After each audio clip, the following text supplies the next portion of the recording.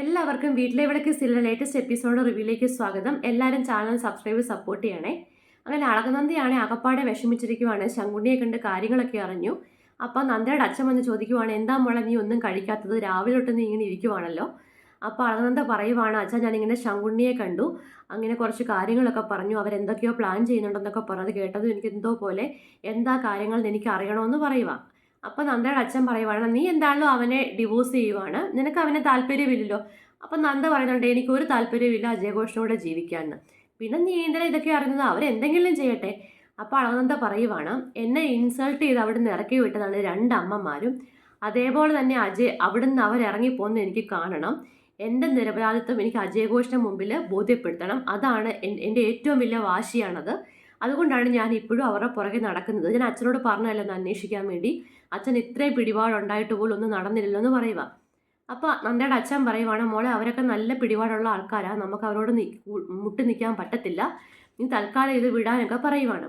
അപ്പോഴത്തേനും ഒരു phone ring ചെയ്യുവാണ് നന്ദയുടെ. നന്ദ പോയി ആ ഫോൺ എടുക്കുവാണ്. അപ്പോൾ അപ്പുറത്തെ സൈഡിൽ കാണിക്കുന്നത് ഡോക്ടറമ്മയാണ്. അജ്ഞാത കോളാണ് വിളിക്കുന്നത്.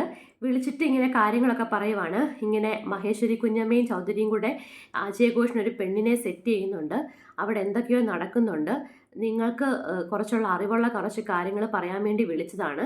അപ്പം ആരാന്ന് നന്ദ ചോദിക്കുന്നുണ്ട്. അപ്പം പറയുന്നുണ്ട്, ഞാനാരാന്ന് അന്വേഷിക്കാൻ പോവാതെ നിങ്ങൾ അതിൻ്റെ കാര്യങ്ങളൊക്കെ അന്വേഷിക്കുക, എന്താണല്ലോ അവരൊരു പെണ്ണിനെയും കൊണ്ട് നടക്കുന്നുണ്ടെന്നൊക്കെ പറയുവാണ്. ഇതൊക്കെ ഡോക്ടറമ്മയാണ് വിളിച്ചു പറയുന്നത്, അന്ന കുര്യന്. അങ്ങനെ അളകനന്ദയ്ക്കാണെങ്കിൽ അകത്തും കൂടെ കേട്ടപ്പോഴത്തേന് ആകപ്പാടെ ടെൻഷനായി. അപ്പം ഡോക്ടറമ്മയാണെങ്കിൽ ദൈവത്തോട് മാപ്പ് പറയുന്നുണ്ട്, വിസ്മയെ രക്ഷിക്കാൻ വേണ്ടിയാണ് ഇങ്ങനെയൊക്കെ പറയുന്നതെന്ന് പറഞ്ഞ്. അങ്ങനെ അളകനന്ദയ്ക്ക് കുറച്ചുകൂടെ കാര്യങ്ങൾ ബോധ്യമായി. അപ്പോൾ എന്തൊക്കെയോ സത്യമുണ്ട്, ഈ സത്യം എന്നോടും കൂടെ പറയാനാണ് ഈ അനോണിമസ് കോള് വന്നതെന്നൊക്കെ ഇങ്ങനെ ഓർക്കുവാണ്. രോഹിണിയാണെങ്കിൽ ആകെ വിഷമിച്ചിരിക്കുകയാണ്. വിമലയും വീണയും കൂടെ അനാവശ്യമായ ഓരോ കാര്യങ്ങളൊക്കെ പറഞ്ഞ് ആകപ്പാടെ വിഷമിച്ചിരിക്കുവാണ് രോഹിണിയെ മുത്തശ്ശി വന്ന് കഴിക്കാനൊക്കെ വിളിക്കുന്നുണ്ട്. അപ്പോൾ രോഹിണി പറയുന്നുണ്ട്, ഞാൻ വിസ്മയെ വരട്ടെ എന്ന് പറയുന്നുണ്ട്. അപ്പോൾ മുത്തശ്ശി പറയുന്നുണ്ട്, മോളുടെ വയറ്റിലൊരു കുഞ്ഞുണ്ട്, വിസ്മയ ഇപ്പോൾ എപ്പോഴും ലേറ്റായിട്ടാണ് വരുന്നത്, പണ്ട് വിനയനായിരുന്നു വീട് നോക്കുന്നത്, അല്ലെങ്കിൽ ലേറ്റായിട്ടാണ് വരുന്നത്, എന്താണേലും അവൾ വരാൻ നമുക്ക് കഴിക്കാനും പറ്റത്തില്ല, ഉറങ്ങാനും പറ്റത്തില്ല, അവൾ വരട്ടെ എന്നൊക്കെ പറയുവാണ്.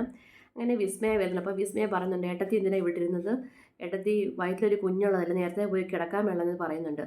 അപ്പോൾ രോഹിണി ഇങ്ങനെ ഓരോ കാര്യങ്ങളൊക്കെ പറയുവാണ് വിസ്മയോട്. രോഹിണി വന്ന് കയറിയ പിന്നാണ് ഈ കാര്യങ്ങളൊക്കെ നടന്നത്. ഈ വീട് ഇങ്ങനെ ആയതും വിനയേട്ടൻ ഇങ്ങനെ സംഭവിച്ചതൊക്കെ, ഈ കുഞ്ഞിനെ വേണ്ടെന്ന് വെക്കാമെന്ന് വിനയേട്ടനാവുന്ന പറഞ്ഞതാണ്, പക്ഷെ ഞാനാണ് സമ്മതിക്കാത്തത്, എൻ്റെ മനസ്സ് കൈവിട്ടു പോവാണ്, ഞാൻ എന്തെങ്കിലും കടുങ്കൈ ചെയ്യുമെന്ന് എനിക്ക് പേടിയുണ്ട് വിസ്മയ എന്നൊക്കെ പറയുക. വിസ്മയ പറയുന്നുണ്ട്, ഏട്ടത്തി ഇങ്ങനെ അനാവശ്യമായി ഒന്നും പറയല്ല, വിനയേട്ടൻ ഇങ്ങനെ പറ്റിയത് ഏട്ടത്തിയുടെ കുറ്റമാണോ, വിനയേട്ടൻ അലക്സിൻ്റെ നിന്ന് പൈസ വാങ്ങിച്ചത് ഏട്ടത്തിയുടെ കുറ്റമാണോ, ഇതും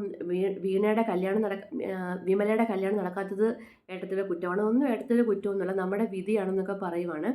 അപ്പോൾ രോഹിണി പറയുവാണ്, എനിക്ക് ഈ ജന്മത്തെ ഏറ്റവും കൂടുതൽ നന്ദിയുള്ളത് നിന്നോടാണ് വിസ്മയെ, എൻ്റെ കുഞ്ഞിനെ എനിക്കും വിനയേട്ടനേക്കാൾ കൂടുതൽ ജീവിക്കണമെന്ന് ആഗ്രഹിച്ച നീയാണ്, ആ നന്ദിയും കടപ്പാടും എനിക്ക് ഇന്ന് നിന്നോടുണ്ടായിരിക്കുമെന്നൊക്കെയാണ് രോഹിണി പറയുവാണ്.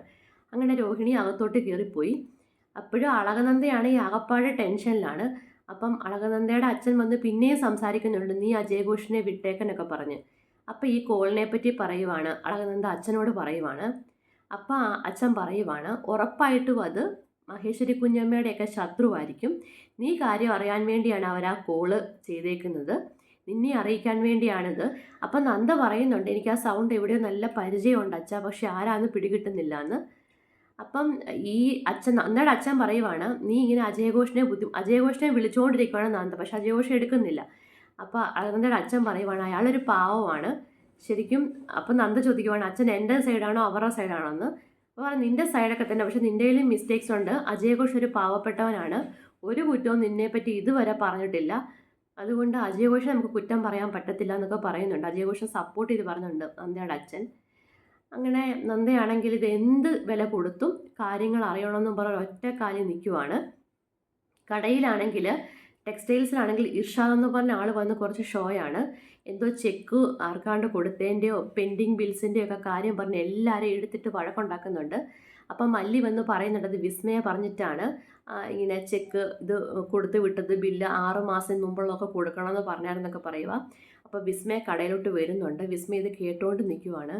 അപ്പോൾ ഇർഷാദ് എന്ന് പറഞ്ഞ പുള്ളിക്ക് ഇപ്പോൾ ഈ കട വിൽക്കണം, ഇവരെ വിറ്റിട്ട് അലക്സി വാങ്ങിക്കാൻ വേണ്ടിയാണ് പ്ലാൻ, ഇവരുടെ എല്ലാം കൂടെ ഒത്തുകളിയാണ്. എന്തായാലും വിസ്മയ വന്നിട്ടുണ്ട്. വിസ്മയ ഇനി എന്ത് പറയും നമുക്ക് അടുത്ത എപ്പിസോഡിൽ കാണാം.